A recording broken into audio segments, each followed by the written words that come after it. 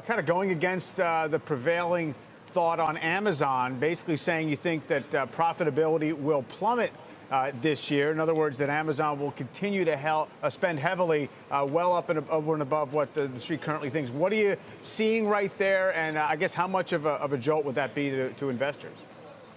So, Mike, you and I have looked at Amazon for many years here. Amazon is a company that has never shied away from investment opportunities when they see them. There was a quote from that CFO, it must have been 7 years ago, who said that every once in a while we like to show how profitable we could be and go back into investment mode. They showed that in the first half of 2019. They reached record high profit levels, profit margin levels, and free cash flow levels, and then they started getting right back into investment mode.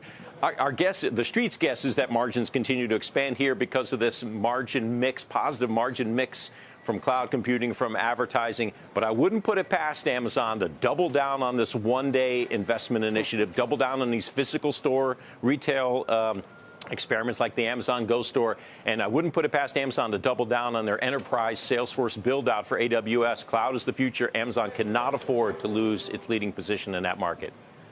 Yeah, I know on cloud it sounds like they're going to do that. I want to talk about your Netflix call. I believe you said the surprise is that sub growth is going to accelerate.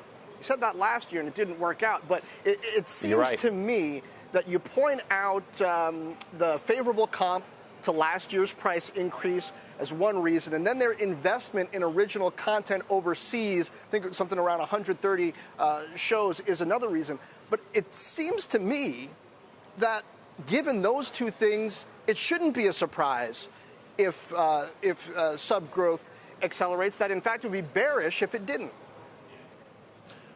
Yeah, I get the setup, however, is clearly negative on Netflix. The stock is well off its highs, in part because of the very successful launch of Disney, the modestly successful launch of Apple, and the fact that that Netflix missed 2 quarters in a row its U.S. sub numbers last year. The most recent street call is that Netflix's U.S. subs would actually decline this year. So I think the outlier call here, really the surprise call, is that their sub growth could accelerate. I think actually the stock can outperform if their sub growth is merely in line in 20 versus what it was in 19. I'm just intrigued by the surprise possibility that these easing comps in the U.S. and this international content rollout could actually cause this acceleration. That would cause dramatic outperformance and new highs in the stock, which is, whatever, 30, 40% higher than here.